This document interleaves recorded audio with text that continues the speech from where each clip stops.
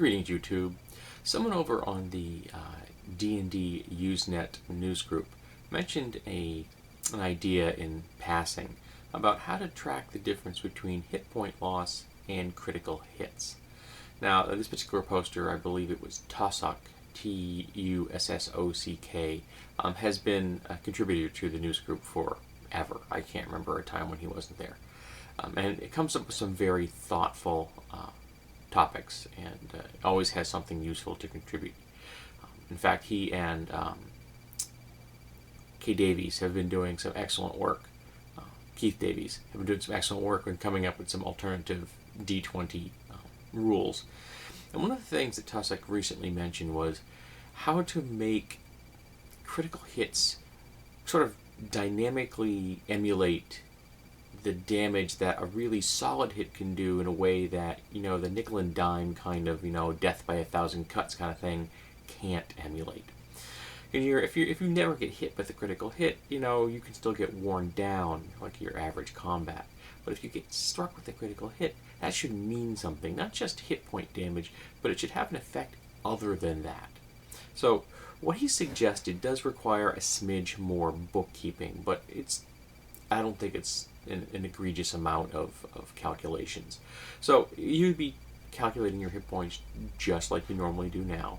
So if you've got 100 hit points, you take 10 hit points of damage, you now have 90 hit points. So you just do that. You subtract your hit points till you get to 0. Now, if you get struck with a critical hit, you count that up. So you take 11 hit points of damage. That's critical. You write that down and say, okay, I've got 11 critical points against me. And you keep doing that. And at some point, your hit point damage is going to continue to go down, and your critical hits are going to go up. And when they pass, when you now have more critical hits than normal hit points left, even if you're at the 50 hit point mark, say if you're at my example of 100 hit points, you pass out. This thus emulating that a critical hit should have an effect greater than just whittling someone away. This means that critical hits have a little more oomph. It may be justification for people to invest in skills or class features or feats that improve their ability to generate hits that are not just purely hit point damage in nature. So because now you have the chance of knocking that person down during combat before they get to 0. I think it might add a certain dynamic aspect to the game that isn't there now. I haven't play tested this. He posted this a week or so ago, I guess, and I've been kind of kicking around in my head trying to decide whether it was something that I wanted to bring up, and it is.